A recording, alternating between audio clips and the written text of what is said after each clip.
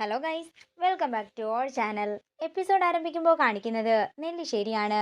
മീരയെയും ആവണിയെയും തന്റെ മുറിയിൽ കിടത്തിയതിന് അവന്തികേരെടുത്തിയെന്ന് പരാതി പറയുകയാണ് അനഘ.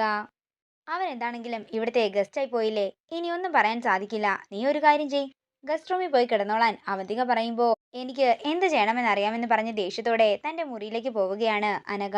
തുടർന്ന് അനഘ മുറിയിലേക്ക് ചെന്നിട്ട് മീരയോടും ആവണിയോടും താഴേക്കിറങ്ങി കിടക്കാൻ പറയുകയാണ്. ഞങ്ങൾ ഇവിടെ തന്നെ കിടക്കുകയുള്ളൂ, നിനക്ക് വേണമെങ്കിൽ ഞങ്ങളുടെ ഒപ്പം കിടക്കാം, ഇല്ലെങ്കിൽ നീ പുറത്തേക്ക് വല്ലതും പോയി കിടന്നോളാൻ മീര പറയുന്നു. ഞാൻ അങ്ങനെയൊന്നും പോകില്ലെന്ന് പറഞ്ഞ് അവരോടൊപ്പം തന്നെ ബെഡിൽ കയറി കിടക്കുകയാണ് അനഘ. പിന്നീട് കാണിക്കുന്നത് സന്ദീപ് വൃന്ദാവനത്തിലേക്ക് ചെല്ലുന്നതാണ്. അവിടെങ്ങും ആരുമില്ലെന്ന് ഉറപ്പുവരുത്തിയതിനു ശേഷം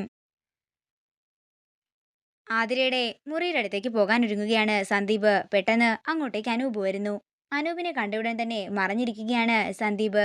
തുടർന്ന് അനൂപ് അകത്തേക്ക് കയറിപ്പോയെന്ന് മനസ്സിലാക്കുമ്പോൾ ആതിരയുടെ മുറിയുടെ പുറത്തേക്ക് ചെന്ന് ജനലിൽ തട്ടുകയാണ് സന്ദീപ്.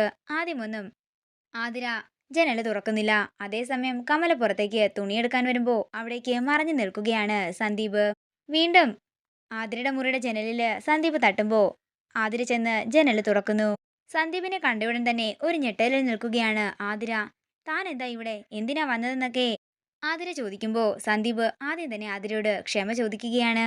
അന്ന് താൻ വന്നപ്പോൾ എനിക്ക് എന്ത് ചെയ്യണമെന്ന് അറിയില്ലായിരുന്നു. എനിക്ക് തന്നെ ഒരുപാട് ഇഷ്ടമാണ്. ഞാൻ ഒരിക്കലും തന്നെ ഉപേക്ഷിക്കുകയുമില്ലെന്ന് സന്ദീപ് ആതിരയോട് പറയുന്നു. പിന്നെ അന്ന് എനിക്ക് ഒരെണ്ണം തന്നതേ അത് ഇച്ചിരി കൂടിപ്പോയെന്ന് സന്ദീപ് പറയുമ്പോൾ ചിരിക്കുകയാണ് ആതിര. തുറന്നു പറഞ്ഞില്ലെങ്കിലും നമ്മുടെ ഇടയിൽ നല്ലൊരു ഇഷ്ടം തന്നെ ഉണ്ടായിരുന്നു. അതുകൊണ്ടല്ലേ ഞാനത് ഫോൺ എടുക്കാഞ്ഞപ്പോൾ താൻ അങ്ങോട്ടേക്ക് വന്നതും ഇന്നിപ്പോ ഞാൻ ഇങ്ങോട്ടേക്ക് വന്നതും.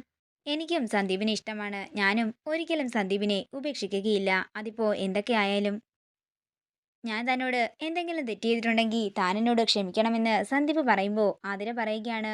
ക്ഷമ ചോദിക്കേണ്ടത് ഞാനല്ലേ സന്ദീപേ, അന്ന് ഞാനല്ലേ തന്നെ തല്ലിയത്. അതൊന്നും കുഴപ്പമില്ല, എനിക്ക് ഒരു തല്ലിന്റെ കുറവുണ്ടായിരുന്നു.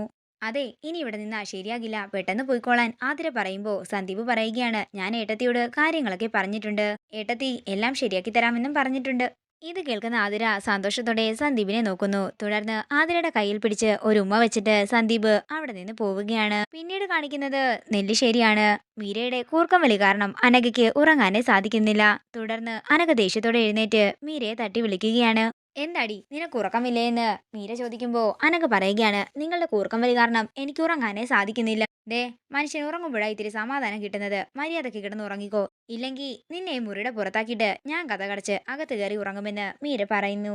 നേരം പുലർച്ചെയാകുന്നു. പിന്നീട് കാണിക്കുന്നത് സച്ചി തന്റെ മുറിയില് എന്തൊക്കെയോ ഫയലുകൾ തപ്പുന്നതാണ്. അതേസമയം സച്ചിയുടെയും അർച്ചനയുടെയും ഡിവോഴ്സ് പേപ്പറിന്റെ ഒരു നോട്ടീസ് താഴേക്ക് വീഴുകയാണ്. അത് കണ്ട് അതിലേക്ക് തന്നെ വിഷമത്തോടെ നോക്കി നിൽക്കുകയാണ് സച്ചി.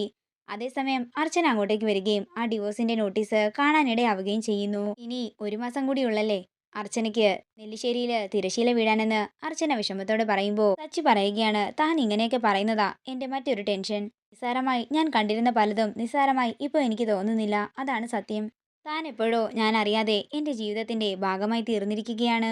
പലതവണ അർച്ചന എന്ന പേര് എന്റെ മനസ്സിൽ നിന്നും മായ്ച്ച് ദൂരേക്കെറിഞ്ഞെങ്കിലും പിന്നെയും പിന്നെയും അത് എന്നിലേക്ക് തന്നെ വന്നുകൊണ്ടിരിക്കുകയാണ്. ഒരു അതിഥിയായി എന്റെ ജീവിതത്തിലേക്ക് വന്നവൾ എനിക്ക് പ്രിയപ്പെട്ടവളായി മാറിക്കൊണ്ടിരിക്കുകയാണ്.